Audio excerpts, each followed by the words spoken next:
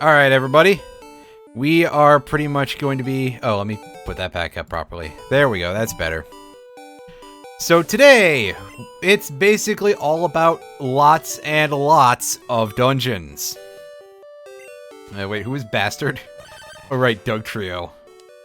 Who doesn't have the most bastardly moveset, I don't remember, in terms of attack types.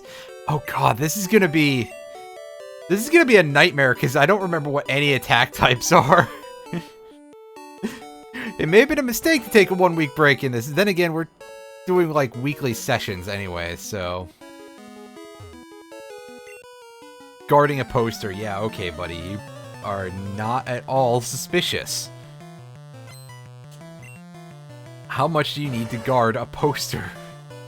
Oh boy, Slowbro. That's not necessarily a thing you want to see. Do we have an electric move on here? We do not.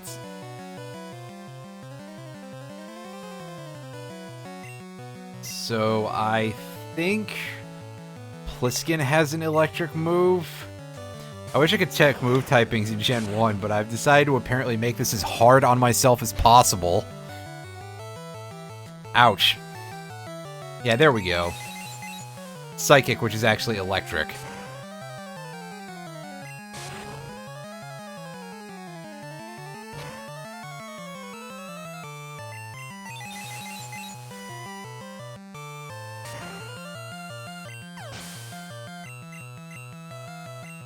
About to use Persian.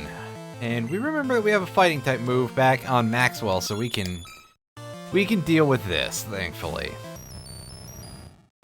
This is not too bad. Oh, you're charging up. Oh, it's Skull Bash.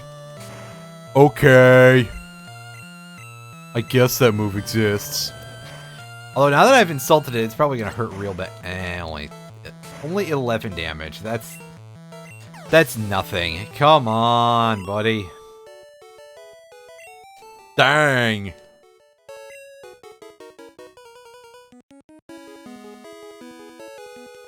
And you're just gonna sneak off? Switch behind the poster? We probably wouldn't have noticed that if that guy hadn't said anything, but here we go. Into the underground of the game corner. With music that is really hard on the ears. Like, I guess it has some energy, but I kind of think that a lot of the music from the first generation Pokemon games is pretty awful, actually.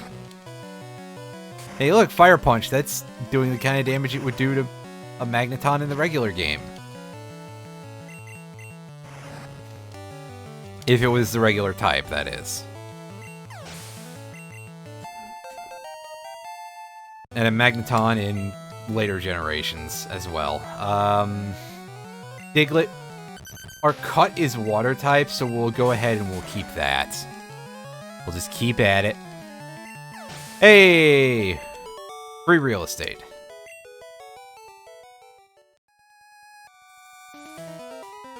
That guy gets a whoomp. Grab that Max Ether.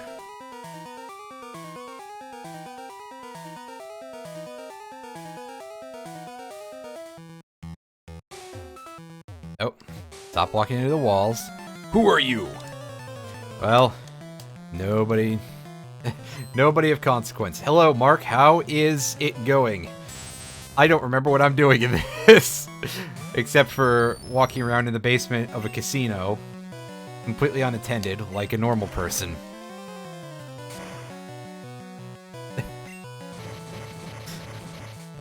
And again, the whole thing that I take breaks as often as I do with streaming, I'm not great about the whole stream schedule thing. I need to improve in that department. Does make it a bit of an issue with something like this where I've randomized enough things that I'm like, what the hell am I doing? It's going... I'd been considering which game to play. Did you arrive at any sort of... Is result necessarily the term that I'm looking for? I mean, I guess that's kind of right, but just answer in general. Did I see the little Nemo video game Kickstarter? I did! And seeing that reminded me of one very important thing about Little Nemo the Dream Master for the NES. And that is that I've played only a very small amount of it, and I have only a vague memory of doing so when I was a very small child. I think I saw somebody play it all on YouTube at one point a very long time ago, but I may just be imagining that memory.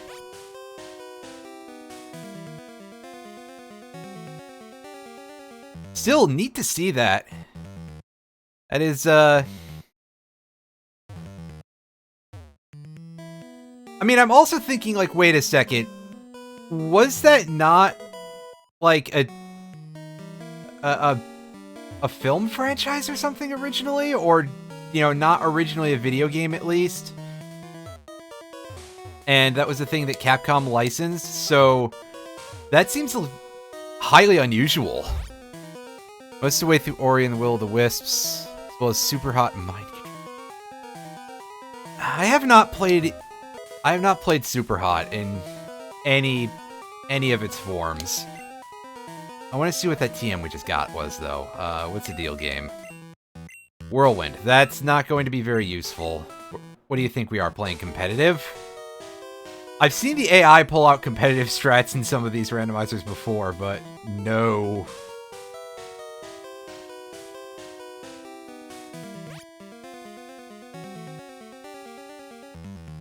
I think one of the things that got to me with Super Hot was that it was... Well, it was certainly an interesting concept, but I think it was just memed so heavily at a point. It's like, okay, you can relax, guys. And it was quite tiring, and meant that I don't know, I just didn't get around to it. That's very unfair to whip on the game like that, because obviously it's not the game's fault. But yeah, I fully admit that it's unfair, at least, I guess. So I mean, I guess it could be worse. There's some things that, yeah, waiting until the hype dies down, that will definitely help, and I definitely didn't want to do that. I think that on top of that, one of the other things is just that I don't know if people are really good at recommending things anymore, it feels like, on the internet, so I don't know how easily I would have been convinced to play the game in the first place, but it is one that I feel I should give a chance at some point. The gameplay conceit is very cool.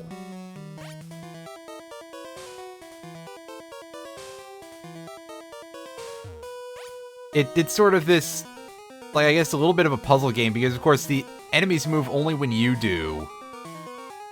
So that is, yeah, it's a nice spin on the genre, basically. You can tell me that I'm not being able to put the words together here. But yeah, that needs to go on a list. That I should put that in my, I almost said watch list, wish list, pardon me, on Steam. Because I'm sure that's on Steam, right? I've seen Super Hot on Steam before. Time does move just very, very slowly. Gotcha. Yeah, probably because I think completely freezing time might be a little abusable.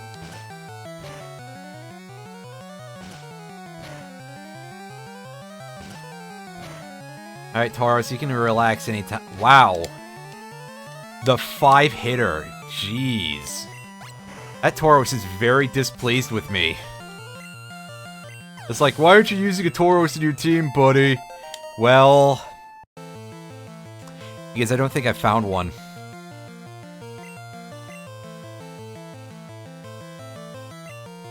Alright, Sand Slash. We know how to deal with that. We just send in... Just send in the bastards. Get some payday going, we can get a little bit of cash. If only I would ever remember to buy items.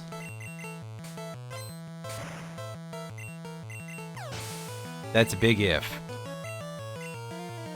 But to use Gengar. Crud. Pliskin can do that because I have a Psychic move, and Gengar is one of the strongest examples of weird Gen 1 design. Oh no, I have Psychic with Electric type. Good. I got confused. That's probably gonna... Oh no, it's not as bad as I thought. Oh yeah, I have Psychic and Psybeam that are both perfect. This moveset is Garbo. Oh my god. Pliskin, what have you done to yourself? Anyway, Gengar is one of the strongest examples of Gen 1 design in general, being a poison-type ghost, which makes it weak to Psychic, never mind the glitches associated with the attacking type. Trying to learn Skull Bash. Alright, so you're about to use a Nidoran. There we go, we'll send in Maxwell to deal with that. That's right, the Fire Punch is what I was looking for. Because for some reason, in Gen 1, they made almost everything a poison type in addition to its other types. Like, okay, sure, that's a little bit overkill, but there was a lot of poison type for some reason in Gen 1. I don't understand why exactly, but it is what it is. I don't know why they did that. There are some very weird things going on with Gen 1 Pokemon design. Just as a game. And I'm not here to say that these games are bad. They're still a lot of fun. And I'm not going to necessarily drop the hammer on anybody who's like, oh, these are the best games in the series. I disagree, and rather strongly at that, but, you know, play whatever you have fun with. But also, wow, some of the design in this game is really weird.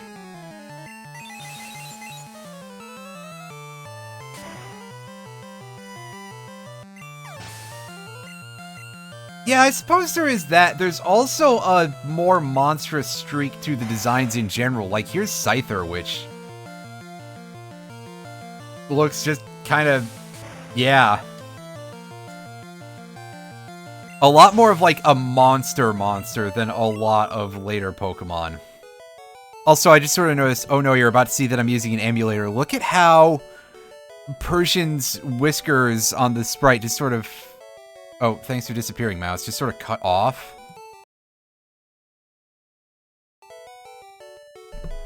Excuse me. That is very strange. Like, I really just noticed it that time that it's like, that looked very bad. Also, we need the lift key. I thought it was a card key for the gates here. No, that's Silphco only. Here it's the lift key, and it gets dropped, and you can have to get it out from under a guy. Hey, Retro. Well, I said we can see ghosts with the Silph Scope. I mean, we can already do that if they're Ghastly, Haunter, and Gengar.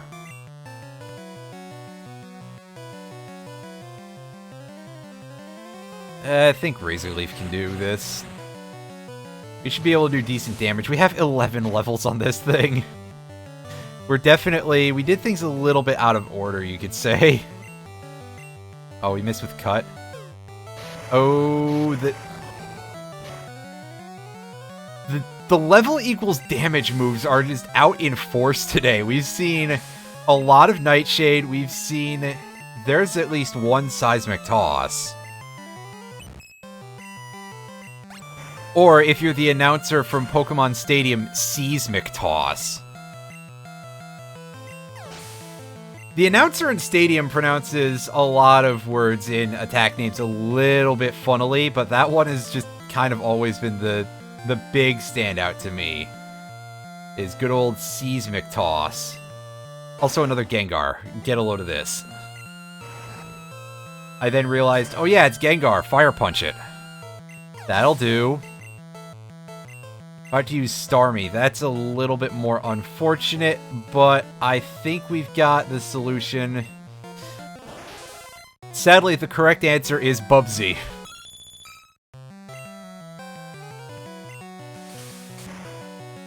Of all of the strange things to be able to say, saying the correct answer is Bubsy is pretty high on that list. And here's a very sunburnt looking Psyduck. I guess because Psyduck looks so shiny. Because of the gloss on the sprite and the shading. Sorry, we can go down from here, okay. I do not remember how to navigate this place very well. It's a good thing I'm not speedrunning this game. Retro video games that should never have been rebooted for 400. Oh my god. The Bubsy reboot is the most bizarre and just bizarre things that I've ever seen. Like, never mind the fact that it's a Bubsy reboot, and it's gonna be a little bit not top of the line anyway. But the decisions in terms of, well, first of all, the fact that the Woolly Strike Back is like 5 minutes long, basically, is kind of absurd. But then they made another game afterwards that was basically like a Bit Trip Runner kind of thing. If I recall correctly, in the Sun and Moon anime, a lot of the Ultra Beast cries are just distorted speech. Like, Kartana is backwards, it's a guy speaking Japanese, but backwards. And yeah, Guzzlord is just screaming, right? Yeah. On the one hand, big fucking mood, but on the other hand, Kartana is a specific... Okay. So I was, like... not even remotely correct, but partially, I guess.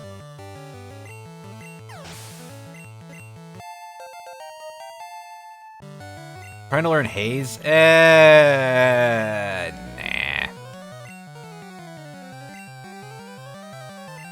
Right, because it's Goemon Ishikawa, right?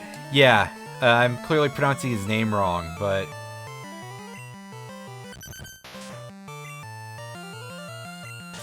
you know, the one everybody forgets from the main group there.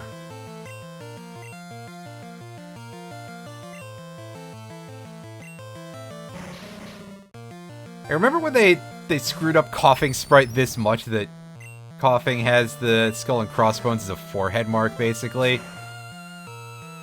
And the first generations were weird.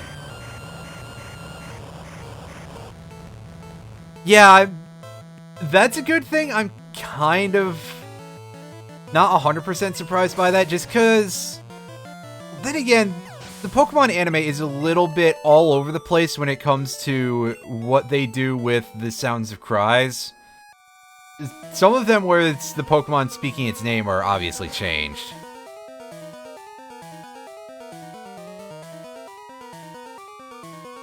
But, yeah, I'm definitely...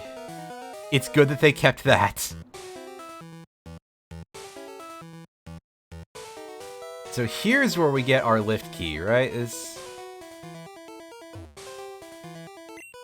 Chucklehead. Remember Victory Bell? I actually do not.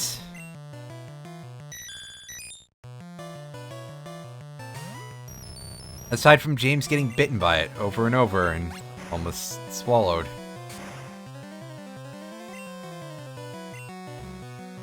Ah, okay, that'll do it. And here's Porygon, the Pokemon that murders your eyeballs, and occasionally, yeah. So I mentioned this... uh-oh. That's a bit of a disconnect. Un momento, por favor. That's a little not great.